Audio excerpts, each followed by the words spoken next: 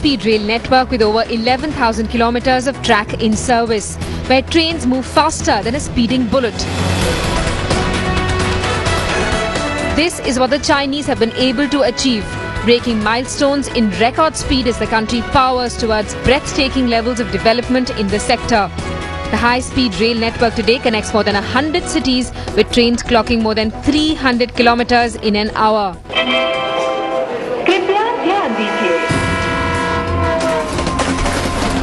And this is us, chugging along at snail pace. A giant network, the Indian Railways has a track length of more than 1,15,000 kilometers spread over a distance of 65,000. With over 7,500 stations, our trains ferry more than 24 million passengers daily. As Prime Minister Narendra Modi gives a green signal for a high-speed corridor between Ahmedabad and Mumbai, Headlines Today carries out a ground check to ascertain the distance we have to cover to realize our speed dream.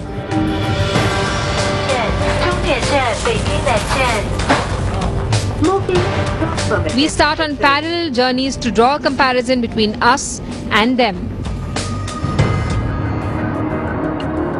Narendra Modi started out by selling tea outside a train station, and as Prime Minister he has plans of reviving the Indian Railways, introducing high-speed engines worthy of our economy. But what are the challenges that Narendra Modi faces? We're going to find out on our journey starting from New Delhi. Our destination is Jaipur. We're at the railway station and we're waiting inside to get the tickets, but till then I could roughly show you what this looks like. Yes, very interestingly, what we see at the airports in India, I'm seeing at the railway station. The kind of air hostesses you see there are ready to help people. The same kind of people here to help the passengers, and this is the real picture. Yes, sounds very interesting and very promising. So we're ready for the stunner, the bullet. Let's go.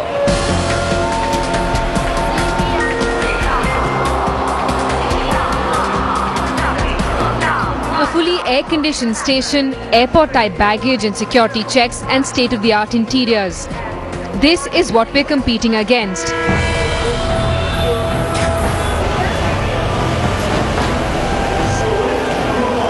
Back home at the New Delhi railway station, the poor state of facilities come as no surprise. Well, looking for a glass of clean drinking water at the New Delhi railway station, this is what the station has to offer. Would you like to drink out of these taps? Look at the surrounding area, extremely dirty. There's no one who's cleaned this for hours at end. The option that you have is to buy a bottle of drinking water. It would lead to more littering, and clearly it's not more eco-friendly.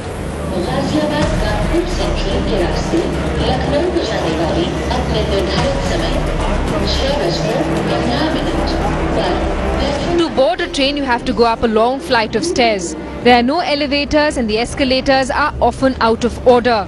You have to wrestle your way through a sea of humanity, moving between New Delhi railway station's 16 platforms. It's obviously not something that senior citizens and physically disabled persons can do without being hugely inconvenienced.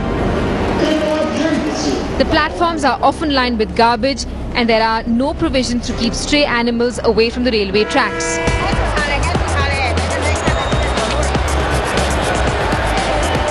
Meanwhile, back in Shanghai, it's a smooth ride across platforms for Anjana.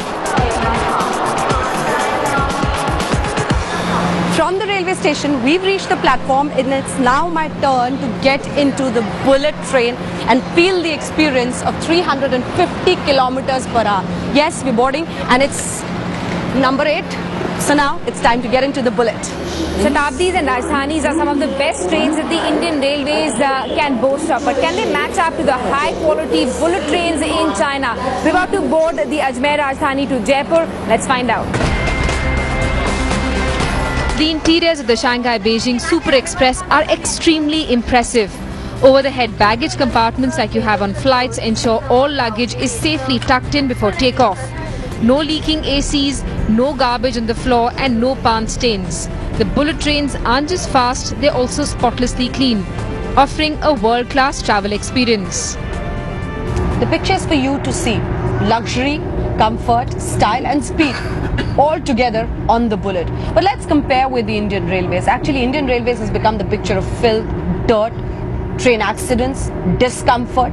So the comparison is for you to see. But the big thing is that we're on the train from Shanghai to Beijing, roughly 13 to 1400 kilometers, and we're going to cover it in a time span of about 4.5 hours, which means we're already reaching a speed of 300 kilometers per hour. And all this could be ours very soon.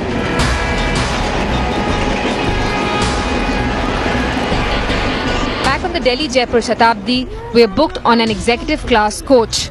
It's the best high-speed train that the country has to offer, but it's a bumpy ride. Chinese bullet trains are very smooth. A lot of times you can't even make out that you're on the move. Let's try and see if Indian trains are equally stable. I have these two batteries here with me. I'm going to place them on this tray and see if they're able to survive the jitters.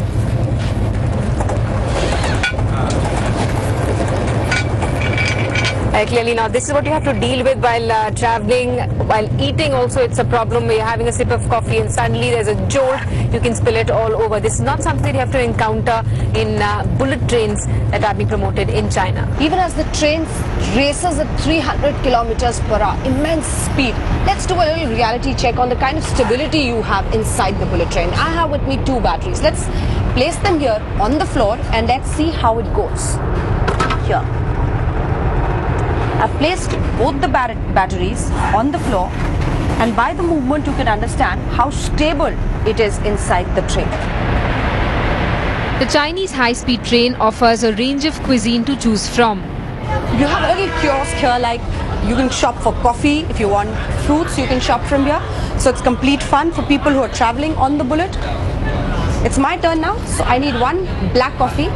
And what about this? Maybe I can take this one of this.